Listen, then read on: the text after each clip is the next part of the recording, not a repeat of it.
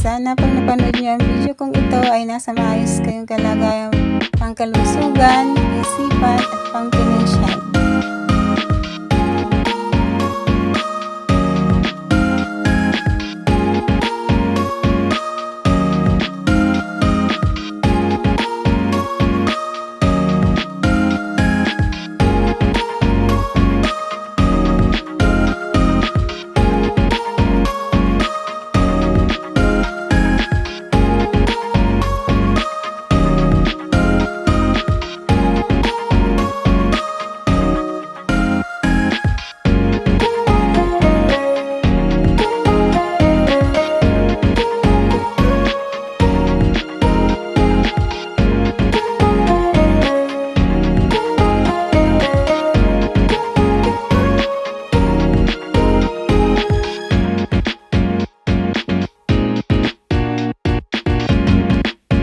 Ayan, dahil nandito ako sa mall, pag pumupunta po kasi ako ng mall, palagi po akong dumadaan dito sa electric chair massage. Sa totoo lang po, napakasarap po sa pakiramdam na umupo dito sa electric chair massage kasi mura lang naman po, sa loob ng kalahating oras, 100 lang po yung iyong babayaran. Depende po sa iyo kung isang oras yung gusto mo, di magbabayad ka ng 200 pesos. Ako po ang ginagawa ko, kalahating oras lang kasi medyo hard po yung electric chair massage.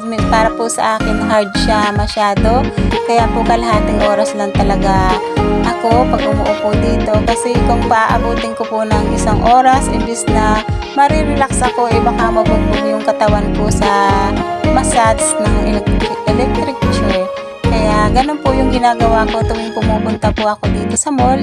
For relaxing ay umuupo po ako dito sa electric chair massage. Kaya kayo po, kung pupunta kayo sa mall at makakita kayo ng electric chair massage, itry nyo po na umupo dito. Napaka sarap po sa pakiramdam, very relaxing po. At depende po sa inyo yung kung kaya nyo yung isang oras na pag-massage dito, kasi ako talaga hanggang kalahating oras lang kasi hard yung kanyang massage at nakaka-relax po talaga.